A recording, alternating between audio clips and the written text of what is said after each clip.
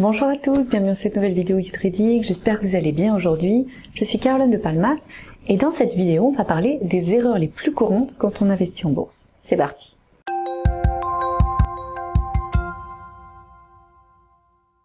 Alors se lancer dans le monde du trading et de l'investissement, c'est une activité passionnante qui peut vous permettre de faire fructifier vos économies.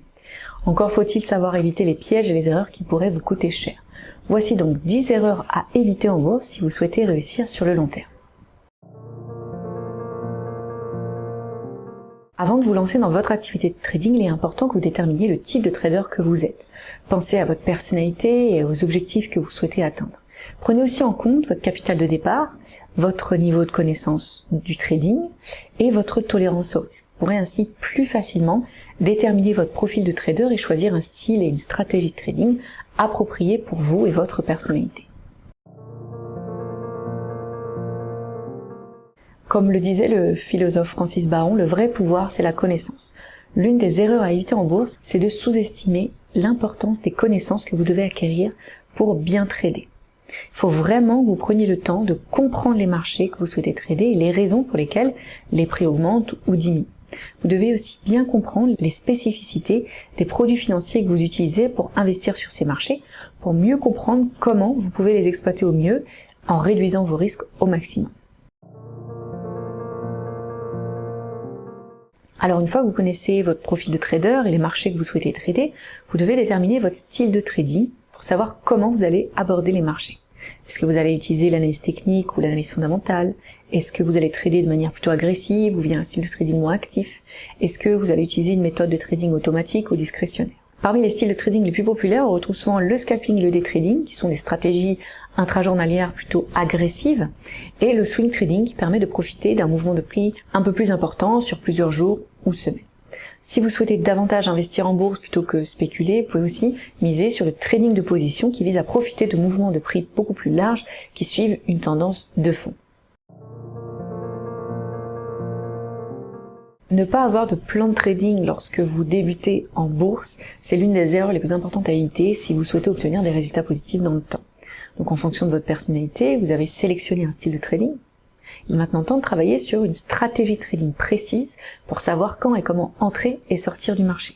Quel type de méthode d'analyse des marchés allez-vous utiliser? Quels seront les paramètres de trading à suivre pour ouvrir et fermer une position? Quel type d'ordre de bourse vous allez utiliser? Quelle sera la taille de vos positions? Comment est-ce que vous allez gérer ces positions? Le plan de trading va regrouper toutes ces informations et bien plus par écrit pour que vous n'ayez plus qu'à le suivre lorsque vous tradez. Votre plan de trading doit décrire plus que la simple méthode que vous allez suivre pour analyser le marché et ouvrir et fermer des positions. La gestion des risques et de l'argent, que l'on appelle money management, est aussi extrêmement importante si vous souhaitez optimiser vos résultats en minimisant vos risques. C'est pourquoi vous devez inscrire des règles de gestion des risques et de l'argent strictes dans votre plan de trading en déterminant l'ensemble des paramètres de vos trades. Par exemple, la taille de votre position, le niveau d'effet de levier utilisé, le volume de trading, c'est-à-dire la taille de votre trade, les ordres stop loss et take profit que vous allez mettre en place, le ratio risque-rendement utilisé, etc.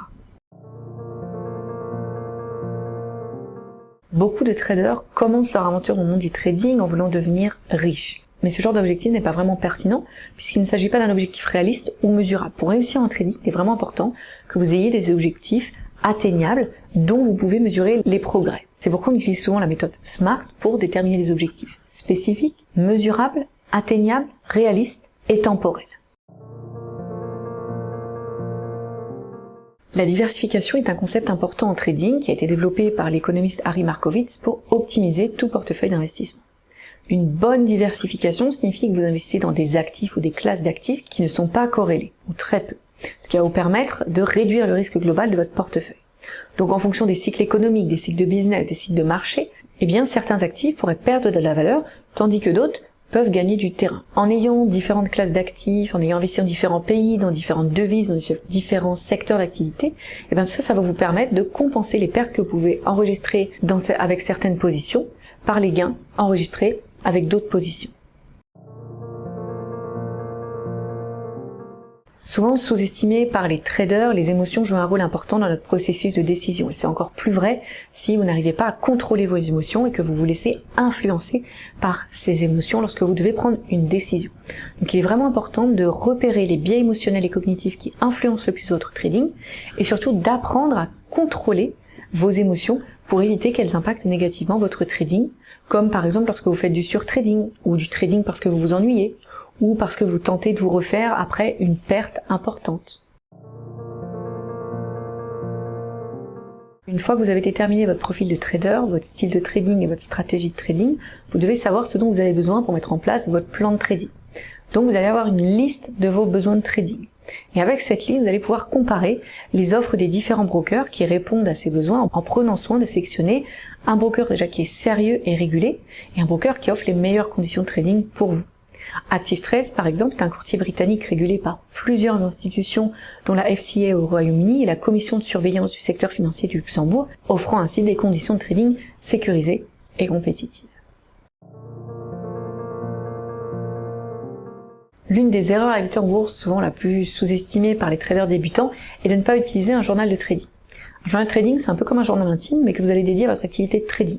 Donc il va vous permettre de regrouper, d'écrire de nombreuses informations sur votre activité de trading et surtout de pouvoir analyser de manière objective votre trading, vos résultats, votre processus en repérant par exemple vos points forts et vos points faibles puisque vous allez avoir accès à de nombreuses statistiques sur vos performances de trading et puis vous pouvez aussi suivre l'évolution de vos progrès vers vos objectifs de trading ou la façon dont vous avez su gérer vos émotions pendant que vous aviez des positions ouvertes. Voilà, merci à tous d'avoir regardé cette vidéo jusqu'au bout. À bientôt sur la chaîne YouTrading.